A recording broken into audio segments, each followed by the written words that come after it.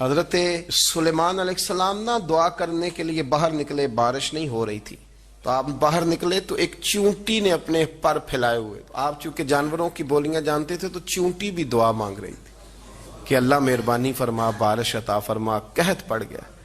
تو حضرت سلیمان بھی سارے لشکر کو لے کے باہر نکلے دعا کرنے کے لیے، تو رب کریم نے فرمایا سلیمان آپ واپس چلے جائیں، بارش ہو جائے گی، پر دعا نہ مانگیں، آپ جائیں۔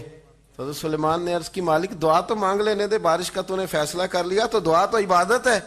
تو رب کریم نے فرمایا نہیں آپ جائیں، اللہ دعا تو مطلق ہر وقت تو حکم دیتا ہے، پر آج کیا حکمت ہے؟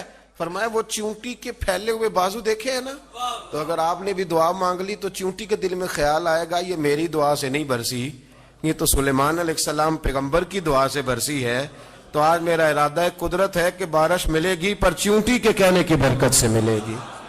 تو ہم بھی تو مالک کے عاجز بندے ہیں نا، ہم بھی تو عاجز بندے ہیں۔ تو جو سمجھتا ہے نا کہ شاید میں سب سے کمزور ہوں، اور جو میری طرح سمجھتا ہے میں سب سے چھوٹا ہوں، سب سے گناہگار، وہ بھی کہے کہ نہیں رب تو میرا بھی ہے نا، رب تو میرا بھی ہے نا، تو وہ ایک کونے میں لگے اور وہ کہے کہ نہیں اللہ کو میں نہیں منانا ہے، اور وہ میری مانے گا، اللہ کو منائیں اور اس کی بارگاہ میں عرض کریں کہ اللہ تو رحم فرما، اللہ تو رحمت فرما، اللہ آسانی فرما، اللہ اپنے حبیب کے صدقے رحم فرما، فضل والا معاملہ فرما۔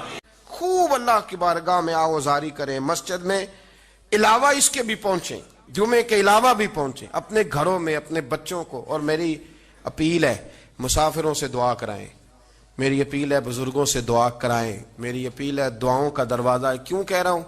اس لیے کہ نبی پاک علیہ السلام نے فرمایا الدعاء صلاح المومن، فرمایا دعا مومن کا ہتھیار ہے۔